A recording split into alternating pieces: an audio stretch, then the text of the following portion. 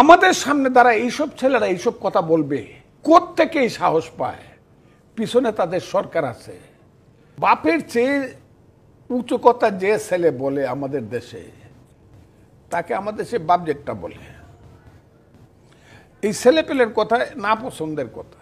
এক নম্বর হলো ওই যে আপনি যে বললেন সার্জিস একটা ছেলে, ঠিক আছে, আমি সন্তান, তাকে আমি খারাপ কিছু বলি না, কিন্তু সে কি এই কথাটা বলতে পারে যে শেখ হাসিনার ফাঁসি না হওয়া পর্যন্ত নির্বাচনের কথা মুখেই আনা যাবে না?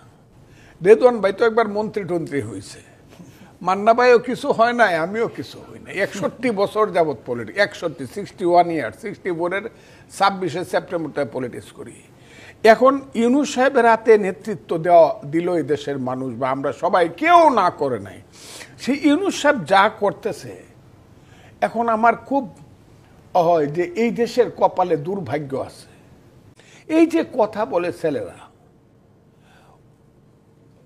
1980-81 সনে মাহমুদুর রহমান মান্না যখন ডাকসুর বিপি হয়েছে, 81 সন থেকে বা 80 সন থেকে আজকে হইল 25 সন, 45 বছর। এই ছেলের বাপও তখন শিশু ছিল। এখন মান্না যে দেশের নেতা, হইতে পারে সে ছোট পার্টির বড় নেতা।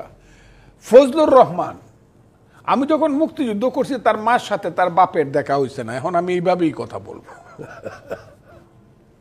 আমাদের সামনে দ্বারা এইসব ছেলেরা এইসব কথা বলবে, কোত্থেকে এই সাহস পায়? পিছনে তাদের সরকার আছে, পিছনে তাদের মদদ আছে।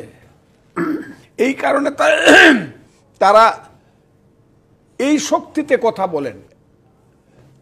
তাদের টাকা পয়সা আছে, যে কারণে আমি এটা বলি না যে ইন্টারকন্টিনেন্টে ইফতার করলেই মানুষ খারাপ হয়, এটা বলি না, কিন্তু তার মানসিকতা কিন্তু বুঝে যায়। আরে তোরা ছেলেরা, গড় আছে দোয়ার নাই, দেখি তো বাড়িগুলো তো দেখায় তোদের, গড় আছে দোয়ার নাই। সেই ছেলেরা যখন শেরাটনে ইফতার বা ইন্টারকন্টিনেন্ট ইফতার পার্টি করে বড় বড় বক্তৃতা করে, আমার মনে হয় আমাদের মৃত্যু হওয়া উচিত ছিল।